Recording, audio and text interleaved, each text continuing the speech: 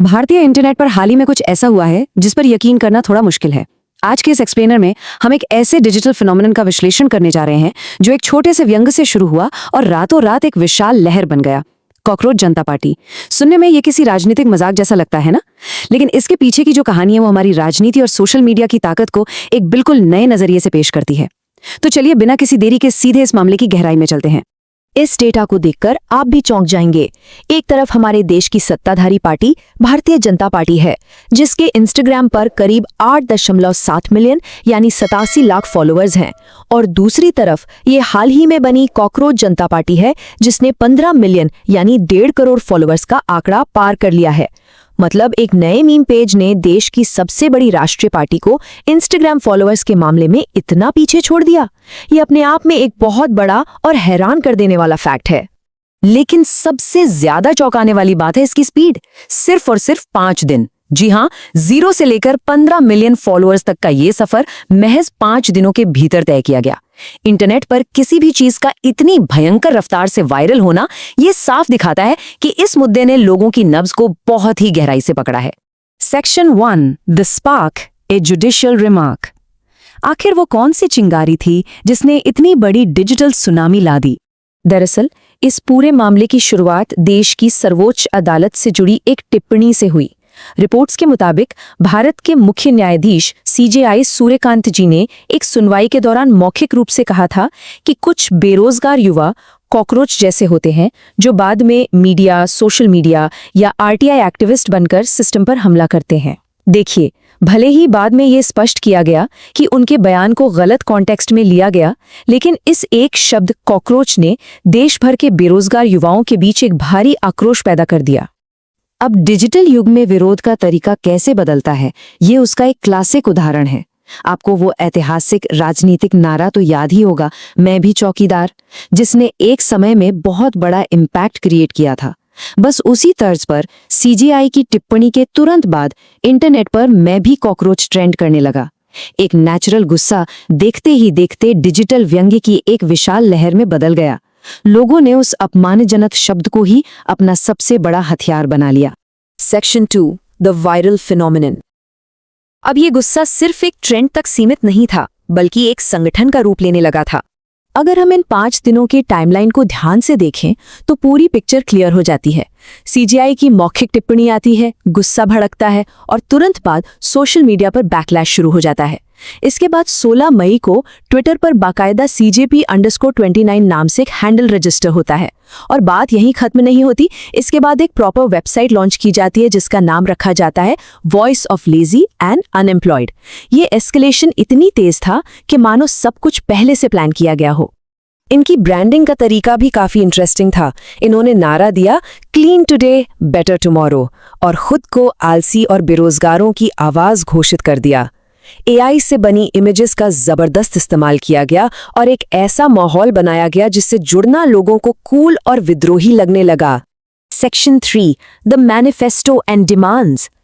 अब ये कहानी केवल इंटरनेट मीम्स और ट्रोलिंग तक नहीं रुकी, इसने एक गंभीर राजनीतिक मोड़ ले लिया। इस तथाकथित पार्टी ने अपना एक 5 सूत्रीय घोषणा पत्र जारी कर दिया, और इनकी मांगे देखिए, ये सीधे तौर पर देश के बड़े संस्थानों को टारगेट कर रही थी।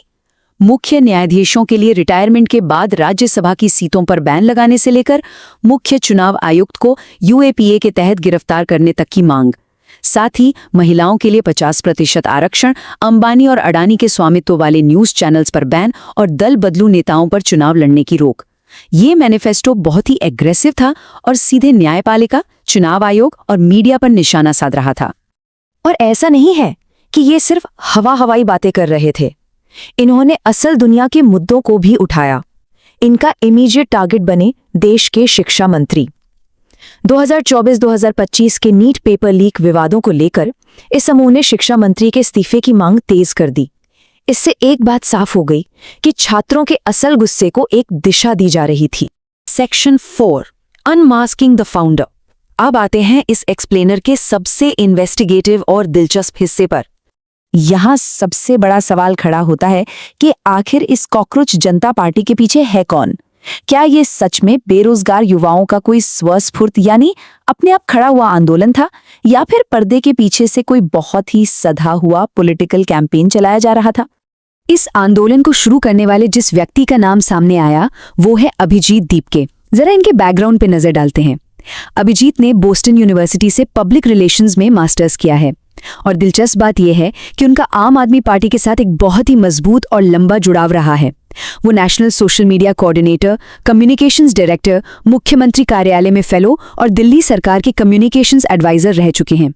इस प्रोफाइल को देखकर एक बात तो स्पष्ट है कि इस पूरे कैंपेन के पीछे एक ऐसे शख्स का दिमाग था जिसके पास पॉलिटिकल पीआर का बहुत ही गहरा और प्रोफेशनल अनुभव है।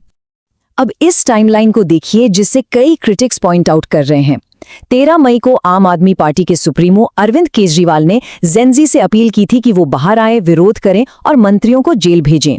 इसके ठीक 3 दिन बाद 16 मई को कॉकरोच जनता पार्टी रजिस्टर हो जाती है। कई आलोचकों का साफ तौर पर मानना है कि इन दोनों घटनाओं का एक ही समय पर होना महज एक इत्तेफाक नहीं हो सकता। Section 5 bots, politics and realities. जैसे जैसे पॉपुलैरिटी बढ़ी, इसके पीछे की सच्चाई को लेकर विवाद भी शुरू हो गए। इन आरोपों को समझने के लिए पहले ये समझना होगा कि बॉट फॉलोअर्स क्या होते हैं। सिंपल शब्दों में ये सॉफ्टवेयर द्वारा बनाए गए फेक अकाउंट्स होते हैं। इन्हें बल्क में क्रिएट किया जाता है ताकि किसी की फॉलोअर संख्या को नकली रूप से बहुत बड़ा दिखाया जा सके और एक झूठी पॉपुलैरिटी का भ्रम पैदा हो। कॉकरोच जनता पार्टी के 15 मिलियन के आंकड़े पर आलोचक यही सबसे बड़ा आरोप लगा रहे हैं। अगर हम मीडिया ऑब्जर्वर्स के डेटा को देखें तो कहानी कुछ और ही एंगल लेती दिखती है।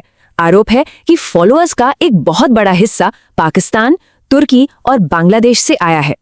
अकाउंट एक्टिविटी की बात करें तो ऐसे हजारों अकाउंट्स हैं जिन्होंने आज तक कोई पोस्ट नहीं की या सिर्फ एक पोस्ट की है, और तो और ऐसे फॉलोअर्स की लाइन लगी है जिनका खुद का सिर्फ एक ही फॉलोअर है। ये सारे फैक्ट्स इस तरफ इशारा करते हैं कि शायद इस विशाल नंबर का एक बड़ा हिस्सा इंटरनेशनल बॉट फार्म से खरीदा गया हो। लेकिन इन सब विवादों और बॉट वाले आरोपों के बावजूद मेन स्ट्रीम पॉलिटिक्स ने इसे तुरंत लपक लिया। टीएमसी की महुआ मोइत्रा और समाजवादी पार्टी के अखिलेश यादव जैसे बड़े विपक्षी नेताओं ने इस वायरल ट्रेंड को अपना समर्थन दिया। इसे सत्ताधारी पार्टी के खिलाफ युवाओं की एक जायज बगावत के रूप में पेश करने की पूरी कोशिश की गई। खैर, इन सारे पॉलिटिकल दांव पेज, पीआर स्ट्रैटेजीज और बॉट्स के शोर में एक सच्चाई बिल्कुल साफ है जिसे कोई झुठला नहीं सकता, और वो है देश में युवा बेरोजगारी का असली और गंभीर संकट।